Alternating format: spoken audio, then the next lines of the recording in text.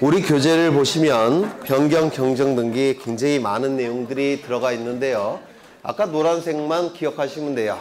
거기서 대부분 출제가 되니까 책의 내용은 안 보셔도 될 것 같아요.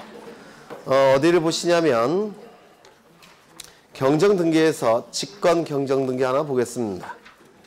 어디 있냐면 357쪽에 등기간의 가후로 등기 착오 또는 유류가 발생한 경우 직권에 의한 경정 등기 나와 있죠. 요게 출제될 가능성이 조금 있습니다. 요게 거기 유류라는 것은 빠졌다라는 뜻이에요. 빠졌다. 뭔가 빠진 것을 유류라고 불러요. 요거 좀 보겠습니다. 아까 경정 등기는 원시적 일부 불일치가 발생했을 때 발생했을 때 이를 일치시켜주는 등기가 뭐라고 말씀드렸습니까? 경정등기라고 말씀을 드렸습니다. 맞습니까? 네. 원시적 일부 불일치를 일치시켜주는 등기가 경정등기예요. 그런데 이 일부 불일치가 신청인의 잘못에 의해서 발생하는 경우가 있더라는 겁니다. 예를 든다면 신청 정보에 면적을 기록해야 되는데 등기를 신청하는 자가 공을 하나 빼먹고 기록을 했다는 겁니다. 면적이 10만 제곱미터인데 신청인이 신청 정보에 공을 하나 빼먹고 10,000 제곱미터로 신청 정보에 기록을 했다는 겁니다. 그렇다면 등기관은 신청 정보의 내용을 보고서 등기부에 옮겨 적는 역할을 하는 거죠. 그러면 등기부에도 잘못 기록할 수밖에 없습니다.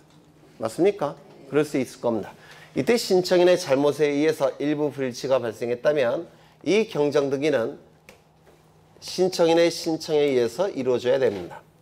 잘못한 자가 책임을 지라는 뜻입니다. 그래서 신청인의 잘못에 의해서 일부 불일치가 발생했을 때는 신청에 의해서 경정등기가 이루어질 겁니다. 그래야 되겠죠?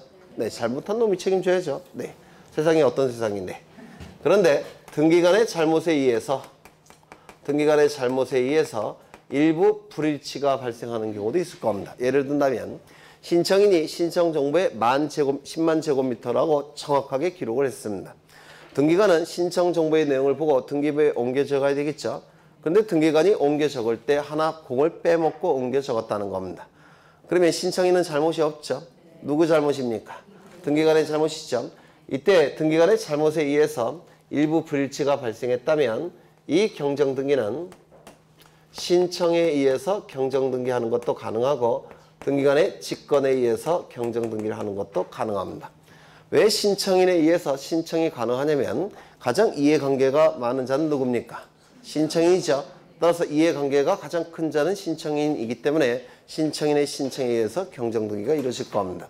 다만 등기관이 잘못했으니까 등기관이 알아서 고쳐야 되겠죠. 또 그래서 신청도 가능하고 직권도 가능하다라고 얘기합니다.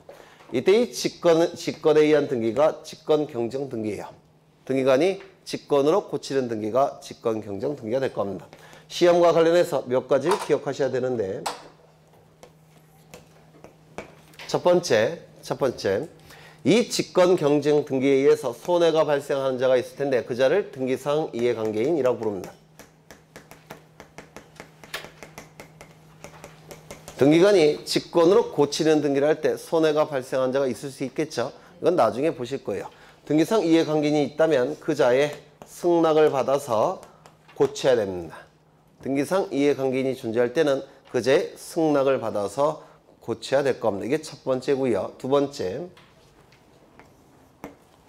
잘못했으니까 알아서 고치는 겁니까? 맞습니까? 그렇죠. 그렇다면 한 단계 더 높은 국가기관에 뭐가 필요할까요? 네? 지방법원장에 보고를 해야 됩니다. 지방법원장에 보고를 해야 됩니다. 자기의 잘못에 의해서 불일치가 발생해서 이를 고친다라고 보고를 해야 됩니다. 그런데 이 보고가 사전일까요? 사후일까요? 사후입니다. 이걸 좀 기억해 두셔야 돼요. 먼저 고친 다음에 보고를 하라는 겁니다. 왜? 신청인이 굉장히 급하죠. 빨리 고쳐야 되기 때문에 먼저 고친 다음에 보고를 하라는 겁니다. 세 번째, 신청인에게 통지를 해줘야 됩니다. 내가 잘못해서 등기부에 잘못 기록했으니까 알아서 고쳤다라고 통지해 줘야 돼요. 신청인이 없는 경우에는 등기명인에게 통지해 줘야 됩니다. 신청인이 있다면 신청인에게, 신청인은 등기관리자, 등기의무자를 얘기하겠죠. 등기관리자, 등기의무자가 존재한다면 그 등기의무자, 등기관리자에게 통지를 해줘야 되고, 신청인이 존재하지 않는 경우도 있을 수가 있습니다. 그때는 등기명인에게 통지를 해줘야 됩니다.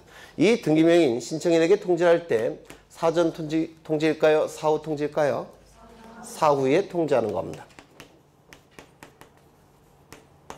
그런데 이 신청이나 등기명인이 여러 명인 경우도 있습니다.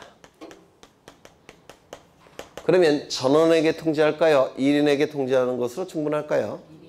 네, 1인에게 통지하는 겁니다. 1인에게 통지하는 것으로 충분하다라고 얘기합니다. 하나 더 있는데요. 네 번째. 이 변경 등기나 경정 등기는 고치기 전과 고친 후는 동일성을 유지해야 된다고 그랬죠. 따라서 등기관은 변경이나 경정 등기를 실행할 때 동일성 유지 여부를 심사합니다. 이거 이해가 되십니까? 변경이나 경정 등기는 동일성이 유지돼야 되기 때문에 동일성 유지 여부를 심사하고 그 이후에 변경이나 경정 등기를 하게 됩니다. 그런데 이때는 동일성 유지 여부를 심사할 필요가 있을까요? 없을까요? 왜? 누구 잘못에 의해서 불일치가 발생했습니까? 등기관의 잘못에 의해서 불일치가 발생했죠. 그러면 신청인에게 덤택이 띄울 수 있는 동일성 유지 여부는 따로 심사할 필요가 없다는 겁니다. 그래서 네 번째, 동일성 유지 여부를 심사하지 않습니다.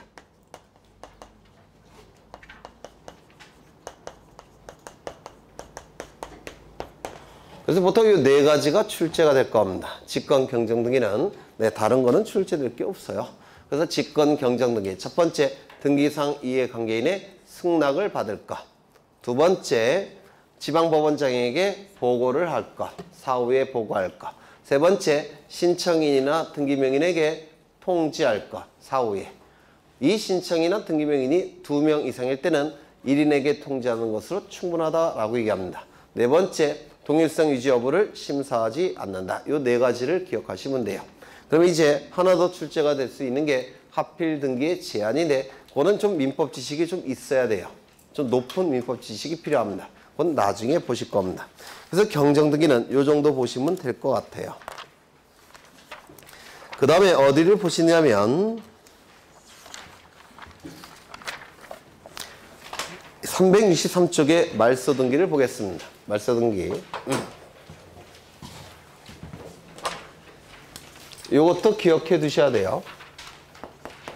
요거 다 기억하셔야 돼요. 다 출제가 되는 거니까. 출제가 되는 것만 판사한 겁니다. 지금 여기에 이러한 부동산이 있고 소유자가 갑입니다. 갑이 을로부터 돈을 빌립니다. 얼마를 빌려드냐면 10억 원을 빌립니다. 그냥 빌려줄까요? 안 빌려줄까요? 안 빌려주겠죠. 담보를 요구할 겁니다. 그래서 갑은 을에게 담보를 제공하는데요. 부동산에 대한 담보 제공은 저당권을 설정해 주는 겁니다. 그러면 을은 두 가지 권리를 취득할 겁니다. 첫 번째, 10억 원을 빌려줬죠. 10억 원의 채권이 발생할 테고, 그리고 저당권 설정 등기를 하고 저당권을 취득할 겁니다. 맞습니까? 그러면 이 10억 원의 채권을 뭐라고 부릅니까? 담보 잡힌 채권이라고 해서 피담보 채권이라고 불러요. 담보가 잡힌 채권, 피담보 채권. 이걸 담보권이라고 부를 겁니다. 맞습니까? 그렇죠. 그런데 갑이 을에게 이 10억 원의 채권을 변제를 하더라는 겁니다. 갑이 을에게 채권을 변제했습니다. 변제가 이루어지면 이 채권은 어떻게 될까요? 소멸이 될 겁니다. 채권이 소멸되면 이 저당권도 어떻게 됩니까? 소멸이 됩니다. 이를 뭐라고 얘기했습니까? 부종성이라고 얘기합니다. 담보물권의 부종성이라고 불러요. 그러면 등기부에는 이렇게 등기가 되어 있을 겁니다. 갑구일까요? 을구일까요? 네? 을구를 그리는 겁니다. 1번 저당권 설정 을 10억